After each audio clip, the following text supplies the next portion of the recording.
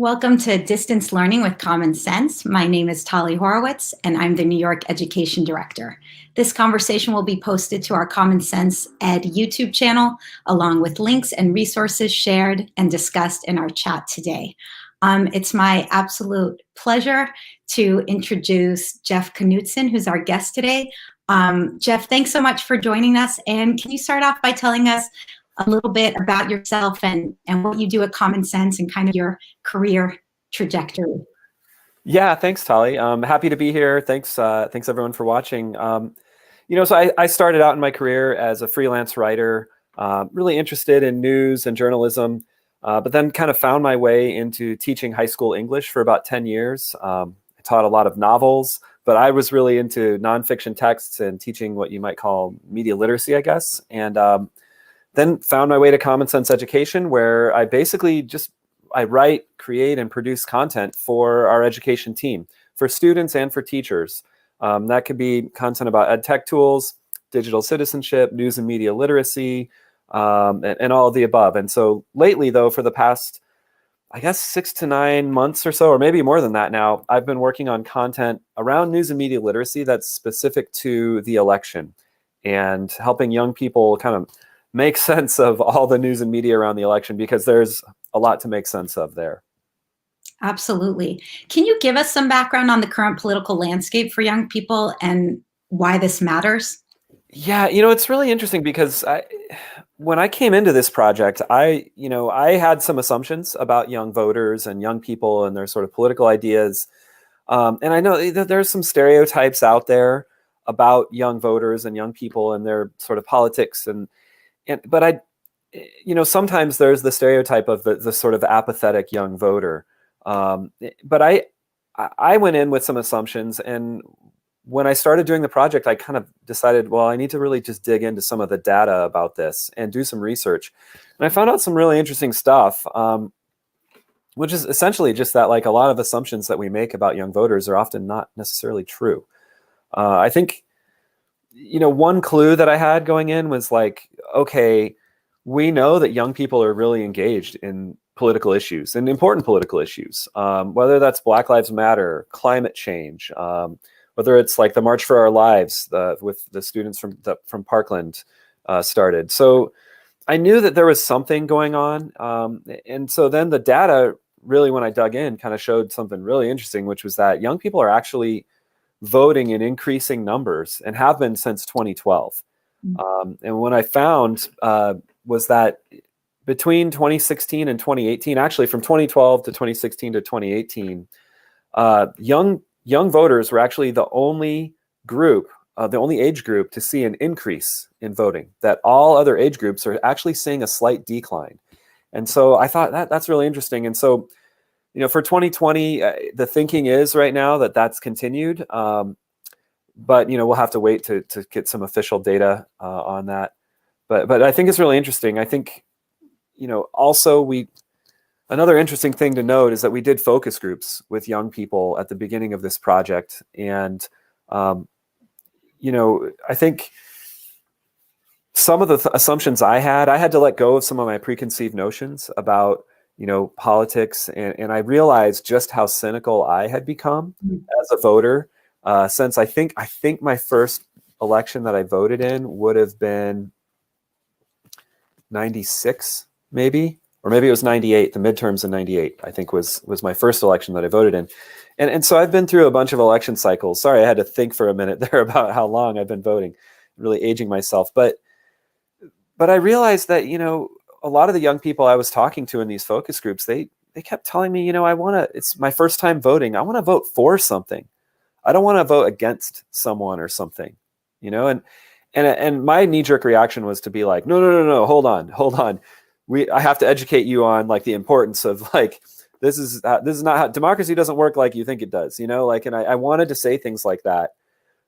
But then I had to catch myself and think, wait a minute, this is actually really great that young people are engaged in this way, and that, we really don't want them to be cynical about it, as easy as it is to be cynical about our political systems and our government, because, I think oftentimes, regardless of what sort of side of the political spectrum you come from, there's a notion that it's not always working in the best interests of everyday Americans. So I think that's sort of a challenge that we face. But I think, at the same time, it's like when it comes to civic engagement, young people need to know how to get information and news. And when we look at the research there, we actually find out that they're not as good at that as they could be. And that's a really big problem as well. And I could dive in more on those topics if you want, but I think that's kind of the overall landscape and the background around, what we've been doing. And it's been really, really eye-opening for me to be doing this work for the past year or so. Yeah, I can imagine. It sounds like there's a lot of engagement, and there's also a big need for mentorship and education. And I guess given that, how does Common Sense frame news and media literacy and how to teach it? Because, as you're highlighting it, it's big, and, it can be really messy and controversial. Yeah, I mean, kind of going back to what I was saying before, it's like one assumption that we often have about young people is that, oh, they're experts at social media. They know what they're doing. Like, I don't really understand TikTok, but I know all my students do. And like, that might be true in a sense. Although I'm sure there are some teachers out there who are doing great things on TikTok. No offense to those who are. But, I think what young people don't have is they don't have the sort of historical knowledge of traditional news media and how journalism works and how news not just was produced, but was distributed just 10, 15 years ago in the past. And so as teachers, I think we have to remind ourselves that we have a perspective around how news and information is disseminated that young people don't necessarily have. They have a different perspective than we do. And in some ways that's valuable, but in some ways without that historical knowledge, it's going to be really hard for them to interpret what they're seeing. Like a young person might be really good at creating memes and posting them, but they probably don't know what an October surprise is, and so there are these like media phenomenon that happen around an election that that might need some explaining, right? And so I think there's still an area, or there's still space for teachers, and there's definitely not just, there is still, but I mean, there's a huge space for teachers to really bring some expertise and knowledge to your students here that you might not even realize you have. But I'm sorry, to get back to your question, I feel like I haven't quite answered it. How do we frame it? I think we kind of break it down into three parts. We say, like, you've got news literacy, you've got more media literacy, maybe more generally, but there's this third part that we really say that you have to teach along with it, which is social and cultural literacy. I really think, if there's one thing I want people to kind of take home today, it's this idea that you can't teach news and media literacy in a vacuum. I think you have to understand that, news and the media talk about our society and our culture. I mean, that's what we're learning about, and politics is part of that. And so when we think about civic engagement, it's really important that we're also giving kids a critical lens to look at our society and culture along with that, because we have to interpret those messages about, whatever's happening in the news, whatever political issue that relates to. Kids need to understand that. And I can kind of dive in a little bit more if you want, but let me know.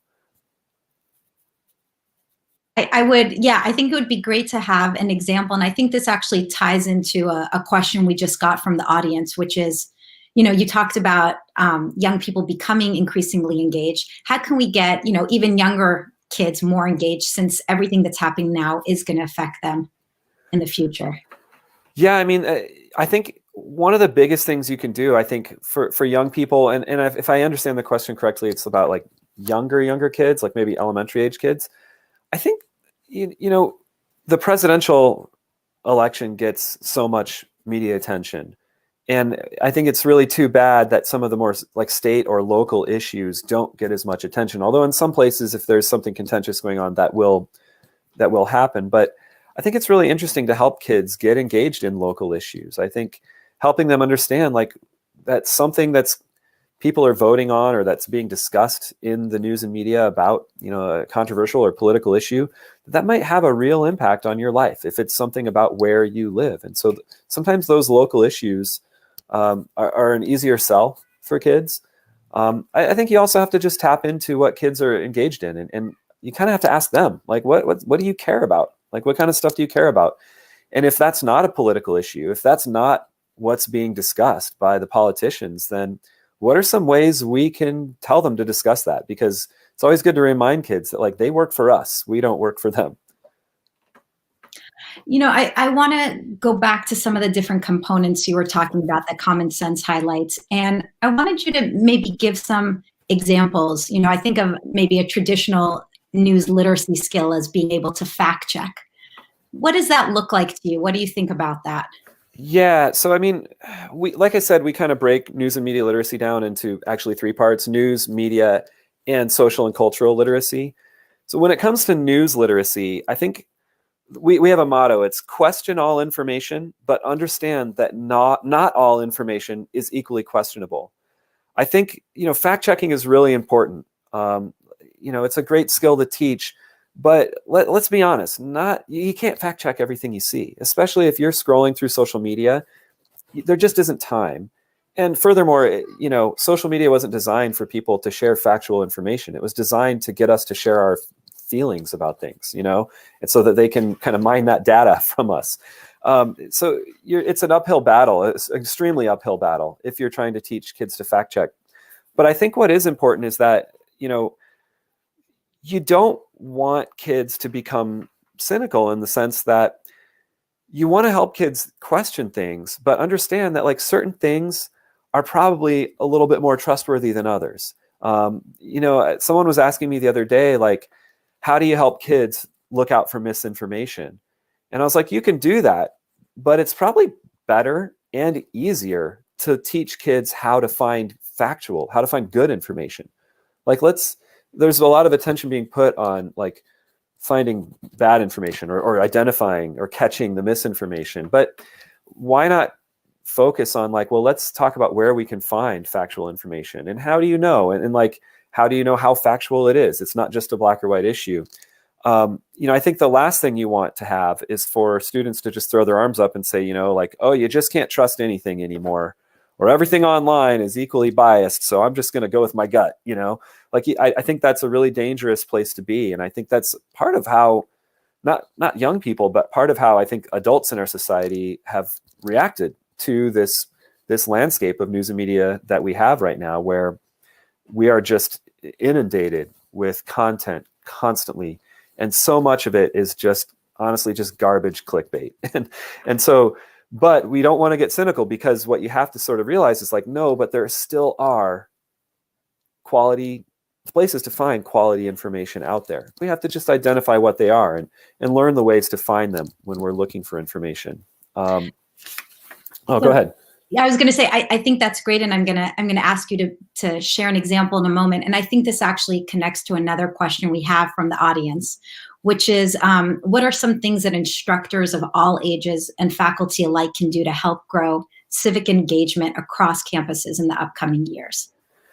Yeah, I think that cynicism. Yeah. Yeah, talking about these issues. I think talking about news and media literacy, talking about social and cultural issues, and just, well, I know we'll kind of get to this point maybe, but talking about, like, what we at Common Sense do is, I think, a big piece of our curriculum, and a big piece of sort of the activities that we're creating around news and media literacy that are part of our curriculum and also supplemental to our curriculum, because we have a lot of other stuff as well. But a big focus of that is dilemma based. It's about taking these kind of real world dilemmas, maybe these kind of tough questions that don't have clear right or wrong answers, and presenting them to kids and giving them a safe space to kind of think through it, to slow down. Like we always say, like, pause and think, slow down. Like, that's everyone's advice about, like, when you're on social media and you see something that you think might not be true, slow down, think twice about it.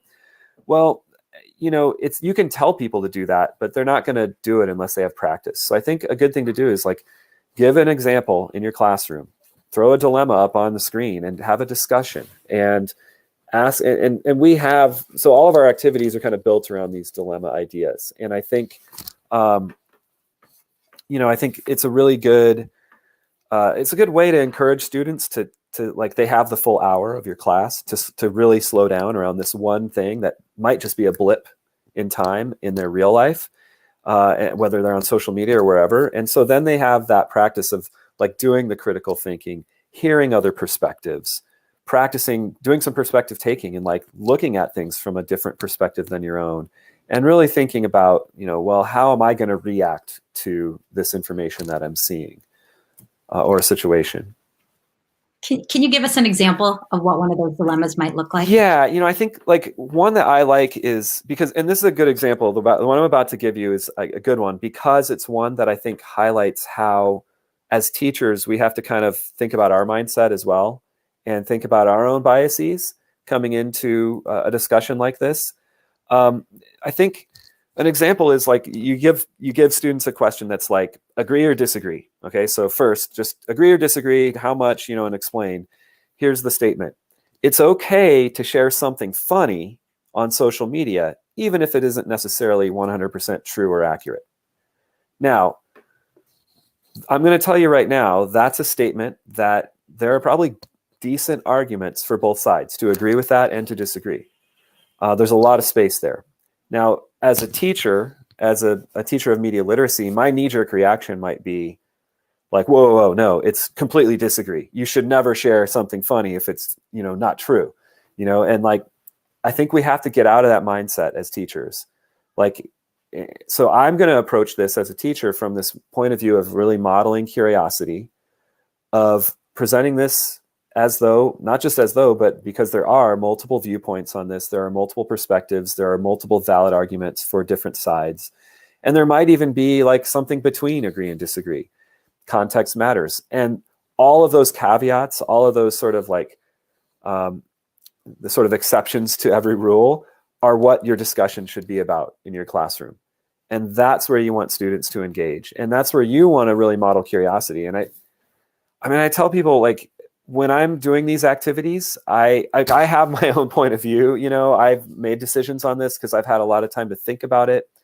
My students probably haven't. But as an instructor or as a teacher, when I'm doing these activities, I really try to put myself in that mindset, and I end up surprising myself. Like sometimes I end up realizing that my feelings about whether I agree or disagree aren't always as set in stone as I think, and I start considering other viewpoints. And so the more I just sort of try to practice or fake that or act that out for my students, like, oh, well, let's consider all the sides here, the more I start to actually internalize it. And it does help me really second guess some of my assumptions, and it helps me do some perspective taking. I think it's important to know that, like, from a student's perspective, from a teenager's perspective, maybe there's a number of contexts where it is totally fine. In fact, maybe encouraged to share something funny, even if it isn't true. And so we have to think about how young people might be using social media or using different, forms of technology and different modes of communication. It's often very different than we assume, maybe because we just have forgotten in our age, or maybe because the platforms themselves are different and yield different types of communication. I mean, we just have to kind of be open to that. I love that example too, because it highlights all the complexities of how you as the teacher are interpreting it, versus your students. And I want to go back a little bit to a point that you made earlier. So you're modeling this curiosity, you're also being genuinely curious. Where is the line now between showing how you look for information and not being so open that everything is, acceptable, and also not being so closed that you don't respect expertise? So what does that look like? Yeah, I mean, the goal here is that discussion should go somewhere, right? Like, you want to have it, you want to give the space, but you don't want to leave it hanging then, because that's like one of the worst things you could do, is to like sort of show kids that, like, yeah, there's all these different perspectives, and okay, like, you don't want to just leave it there, because that's where kids are going to say, like, well, I just have to kind of go with my gut, or I just have to, fall back on, whatever biases I have, So I think hopefully this is all in the service of doing some actual research, digging in. And I think a lot of these questions are set up so that you can have a great discussion for like 20 or 30 minutes. Maybe you could stretch it a little more if you want around these topics. Really explore all the different, what are the possibilities? What are the exceptions? What are the different contexts in which this might be true or not true, or that you would agree or disagree with this? And what are the perspectives? And at some point you're going to get, and it's helpful to map it all out maybe, but at some point you're going to have a point in the class or in that discussion where, like, you need to go get some more information. You're going to hit a wall. right? And it's important to sort of recognize that. And then as the instructor say, okay, now here we are. We can't go further with this until we have more information. Now, how do we get that information? Where do we go? We need to find some experts on these specific sort of topics or areas. We need to get more information. And that's where you want to have that conversation about sources, about how do you find quality sources? Where do you go? Can you use a source that maybe is somewhat questionable? Maybe, but you have to understand that, yes, we're questioning a lot of things, but not everything we see is equally questionable, that there are sources of information that are more factual than others. And I think a big piece of that is just kind of like general news literacy today. And I say general as though it's like easy, but it's actually big and complicated because, quote, news comes at us in so many different ways today. I think so much of it is not real news. It's entertainment, it's clickbait, it's opinion, it's analysis that's used to just fill the gap, whether that's a 24-hour news channel, sort of giving you your 1 hour of news and then filling the other 23 hours with whatever to keep people glued there, or whether that's all of the clickbait headlines competing for clicks. We have to help people understand that there is good information out there. You just have to know how to find it. And that a lot of what's out there is not necessarily, it's fine to read it. It's fine for it to be there, I guess, but it's better if you can just sort of like ignore it, right? Like, okay, just like kind of, you want to help them find the signal through the noise. You mentioned, how you can really have meaty discussions about all of this and then, do these explorations. I know a lot of teachers today are struggling with time. Any suggestions on what this might look like in shorter spurts, or if you did, a little bit every day for 5 to 10 minutes? Yeah, I mean, one of the cool things about our news and media literacy sort of activities that we've created is that they're designed to be done. You could just pick one up and do it. You don't have to have a lot of training. You don't have to have, there's not a lot of prep time involved. There's a little bit maybe. And they all have a video. So they're based on a video. There's some sort of input that you can show your class, whether you're virtual or in person. And then there's a discussion question, a prompt, kind of like the one I just shared. And the idea is to have a discussion there, have a conversation. And then, if the only place you get is like students have brought different perspectives, they've questioned things, they've brought different ideas into the conversation, and they themselves have slowed down, there's a value in that. But if you do get to that point, like I said, where you really need to answer some more questions, or you need some more information or expertise, then I think that's the springboard to go further and to take it somewhere else. And maybe that's your next lesson or something else. I think as long as you just acknowledge to students at the very least, like you don't have to teach a whole unit, like a research unit, you could. But as long as you acknowledge to students that like, here's the point where you would need to go find out more information, and you can do that. It is possible to do that. And it's important that you do that. We can't do that right now in class, but as long as you sort of acknowledge that, I think that's good. I think it's obviously best if you can really dig in and go deep with this, but you can do it in small spurts. I think, the goal is to really help students question a lot of I don't want to say assumptions, but just a lot of the sort of knee-jerk reactions that they have to the content or the media that they're seeing and interacting with and creating as well. And it sounds like recognizing when the goal of that content is to cause that reaction too. And yeah, absolutely. I mean, that's like the big overall media literacy piece is like, understanding. That's one of the big media literacy questions we always ask is like, what's the agenda? Like who posted this? Who put this media in front of you? And what's their agenda? What are they trying to get? Are they trying to get something from you, or are they trying to get something from someone else? What's their goal here? And let's understand that, and let's understand how that impacts our reaction and like what we're doing. That's a nice transition, because where we just finished an election, some might say we're still in the election. What's your advice for how teachers can talk about the election right now? Yeah, I mean, I think, it's a politically charged time, and that's a challenge. I'm not going to lie. I mean, that's something that you kind of have to you kind of have to gauge your classroom, your community. One way you can go about it is to just talk about the media literacy issues. If you're not comfortable talking about like politics or the election, or if that's just outside the scope of your class, that's okay. Our DigCit curriculum has lessons on these kind of same issues, but they're more based generally. And you can kind of bring those discussions in, and that's good practice. That's still giving kids the practice they need, slowing down, giving them that space to kind of just think about, these big questions and consider other perspectives and viewpoints and bring that in. And that's at the end of the day, that's a really great thing. I think that's one of the best things you can be doing. If you want to dig in further, our news and media literacy activities that we've created kind of on the side of the curriculum are, some of them are based around the election, but they're not specific to like policy. They're not specific to issues. They're more about, let's look at how breaking news happens on social media around an election, and how we need to be skeptical of the news that we see, because one candidate's going to say this, another's going to say that.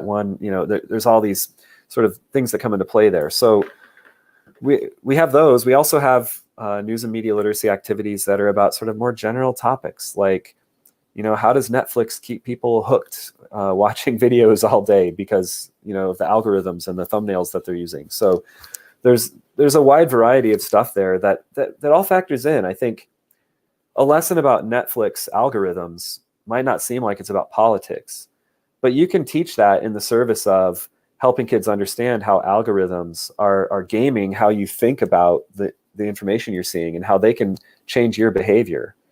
And so that same thing can be applied then, hopefully, to, okay, now you've seen a political post or maybe a paid targeted advertisement for a candidate in social media.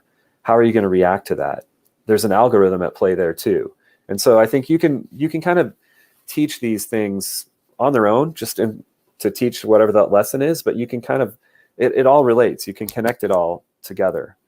And I think one of the big things is like, you don't have to be an expert on all of it either. Like a lot of the activities we have are set up so you can just kind of take it, ask that question. And if you have, your own opinion about these things, fine, but kind of let that go. And if you don't, and it's new to you, that's even better if you're unfamiliar with these things, because then you're in sort of that same situation that the students are, which is like, let's explore this idea. I don't know how I feel about this. I want to really think about it and hear a bunch of different perspectives. I want to think through it. Mm-hmm. This is great. I'm going to ask you one last question before asking you to share some takeaways. Do you find that these discussions, this is from the audience, do you find that discussions and activities should be included in curriculum for history and social studies in the K through 12 scene, as in the U.S. general curriculum across the states in public education schools? Yeah, I think you can teach these types of dilemmas, these types of digital citizenship or media literacy activities in just about any subject area. There are opportunities to do that. I come from, I was an English teacher, so I have my own sort of thoughts about like the English curriculum and how that happens, especially at high school. Like maybe we need to get away from teaching lots and lots of novels, and not that we shouldn't teach them at all, but maybe we need to be thinking about media literacy. Or maybe in an ideal world, I would love it if news and media literacy was like one of the subjects that you took, alongside of all of the canon of other things. That's not going to happen today or tomorrow or any time in the near future. Maybe it would, but I think it's great if you can embed these. It can be social studies. Obviously there are tie-ins there. You can do it in language arts. If we're talking about interpreting nonfiction texts, or if you're talking about just media literacy, I think it's great to have a media literacy unit in your English class if you're a high school teacher. I think you can teach it in science a lot. We have articles about like science headlines. Like how do we think about how many headlines we read today about the pandemic and how sometimes they seem to contradict one another. Sometimes the headline says more than, or gives you a hint that something is other than it actually is if you read the article and it's based on research. So we have a lesson on that you can teach your students in an hour or less. I think, like if you're talking about the election and numbers and the count and like, there are tie-ins. You just got to kind of look for where there's a tie-in, bring it in, make it relevant to what you're teaching in that moment or to your students. And there are ways to do it. Mhm. And I'm totally cheating. I'm sneaking in another audience question, No but problem. are there new sources that you can share that are available with students as the speakers or the conveyors of the news and information? New sources, you mean like in terms of like where to go? Like where do you go to find the factual stuff? I I'm not sure if I understand the question. I think, to me, I'm looking at the question. I think that this might be like the cram, Oh the yeah. new sources that have been created or curated by young people. Yeah, I mean the cram, that's a great one that you mentioned. The cram is a good one. I think another resource it's not made for kids directly, but it's made for teachers to share with kids is the News Literacy Project has a newsletter called the SIFT, SIFT, comes out every week, and I find it like useful to me. I just read it. I'm not actively teaching right now, but I still read it every week because I'm like, they do the viral rumor rundown, and then they give you an activity that you can do around like, hey, this thing went viral. Sometimes it's about politics, sometimes it's not. It's like just about some random thing, like this crazy thing happened, like a bear ate a person, or what they find whatever it was, and then they debunk it, and then they have an activity that you can sort of do around that. So it's a great newsletter to subscribe to. I would encourage any teacher to subscribe to that newsletter. The other thing you can do is you can go to our site at Common Sense Education. We have a page that's our News and Media Literacy Resource Center. We put out our own content, we create our own content, but we also see ourselves as curators. So I think it's important to know that we've curated what we think, our editors have gone through and curated like tons and tons of what we think are the best news and media literacy resources for teachers out there. And so hopefully if we have the link for that, we can share that. Oh, I see it there. Perfect. And that's a really great resource because there's stuff there from all different outlets that are doing great educational content that teachers can use and share with their students. This is so great, Jeff. Can you share maybe a couple of takeaways for our educators today? Yeah, I mean, I think the biggest one is like, if you're going to teach news and media literacy, there's been this big push to teach kids how to fact check things. And I think that's like very well intentioned. And I think it is a good skill to have. I think it's good for kids to know that it can be done, that facts are out there and that they can be found and checked. But I don't know if like that's really what we should be focusing on. I think, social media isn't designed for facts or news. It's fine-tuned to get your feelings or to get you to share your feelings. And so that's what people do there, and they're going to do that. I think that, also it's like people can use facts in the service of toxic or harmful ideas. And so I think the biggest takeaway I would say is that you have to teach this stuff alongside cultural literacy, civic engagement, social and emotional learning. There's an SEL piece to this as well that has to do with like me, doing some perspective taking as a student or anyone sort of like, yeah, I'm gonna fact check things, but I'm also gonna make sure that I'm seeing this from other people's perspectives as well. Whose voices are included here? Whose voices aren't included in this information? How am I gonna understand that? I need to reach out and understand how other people are reacting to this as well. I think without that, you can fact check all day long, but you still may not end up with the truth. So you've got to have that SEL piece. Yeah. Thank you, Jeff. This has been, I love talking to you. This has been Thanks. Yeah, nice to talk to you too. Sorry if I wanted to ask you some questions too, but I think Well, I'm we're gonna out of time. I'm gonna invite our educators, to please check out this conversation, share it with others. It'll be posted on our Common Sense Education YouTube channel, along with links and resources that were discussed and shared today. You can let us know how much you love Jeff, and if you want him to come back again, which we definitely do. I also want to say we are not going to be here next Friday because of the Thanksgiving holiday. I invite you all to check out wideopenschool.org. We have a really nice series of gratitude activities that you can do with students, that families can do with themselves.